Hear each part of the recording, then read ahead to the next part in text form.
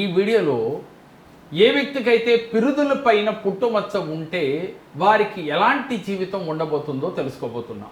వాస్తవానికి పిరుదుల పైన పుట్టుమచ్చ ఉన్న స్త్రీ పురుషులు ఎవరైనప్పటికీ కూడా వీరికి బాల్యంలో ముఖ్యంగా కొంత ఇబ్బందులు ఉంటాయి.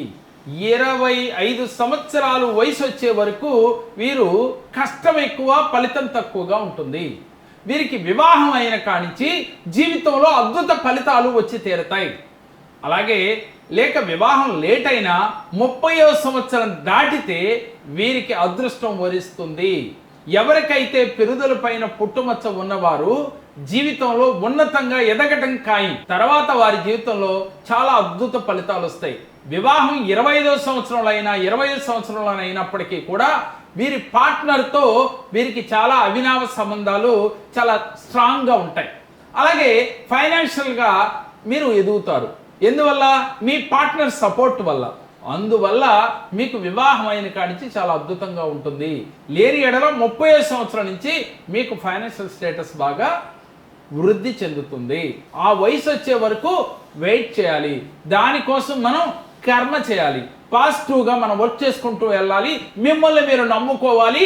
మీరు పాజిటివ్ దృక్పథంతో ముందుకు సాగితే మీకు తప్పకుండా అదృష్టం వచ్చి తీరుతుంది. నా పేరు హిమబిందు. జేకేఆర్ గారిని 6 ఏళ్ల క్రితం కలుసుకున్నాను. చాలా తీవ్రమైన సమస్యల్లో ఉన్నాను. ఇల్లు ఒకటి లేదు, ఉద్యోగం లేదు, ఇంకా పర్సనల్ ప్రాబ్లమ్స్ కూడా ఉన్నాయి. అయితే అప్పుడు ఆయన ఇచ్చిన సజెషన్స్, మంత్రాలు అవి కూడా చేశానండి. గవర్నమెంట్ ఉద్యోగం కూడా వచ్చింది. దక్షిణావర్తి సంఖ్యను తీసుకెళ్ళాను. అప్పుడు పూజ చేసి ఇచ్చారు. అది తీసుకెళ్ళి ఇంట్లో పెట్టినప్పుడు ఒక పేపర్ మీద రాయమన్నారు. మీకున్న సమస్య ఏంటో రాయండి, రాసి ఆ పేపర్ని తీసుకెళ్ళి ఇంట్లో పెట్టుకోండి అని చెప్పారు. నేను అందులో ఇల్లు కట్టుకోవాలి, నా ఓన్గా నాకు ఉండాలి అని చెప్పి నేను అందులో రాశానండి. రాసినట్టుగానే నాకు ఇల్లు కట్టుకున్నాను. ఉద్యోగం కూడా ఇప్పుడు గవర్నమెంట్ ఉద్యోగం వచ్చిందండి. నాకు ఏవైతే సూచించారో అవే జరిగినాయి. ఆయన అంటే నాకు బాగా నమ్మకం అయితే బాగా ఉందండి. యూట్యూబ్లో ప్రతి ఒక్క వీడియోలు నేను చూస్తుంటానండి. నాకు తెలియని ఎన్నో విషయాలు నేను తెలుసుకున్నా. ఇంట్లో చిన్న చిన్న విషయాలు కూడా మాకు తెలియక కొన్ని పొరపాట్లు జరిగేవి కూడా ఇప్పుడు మేము కరెక్ట్ చేసుకుంటున్నాము. నేనైతే ఆయనకి చాలా రుణపడి ఉన్నాననే చెప్పాలండి.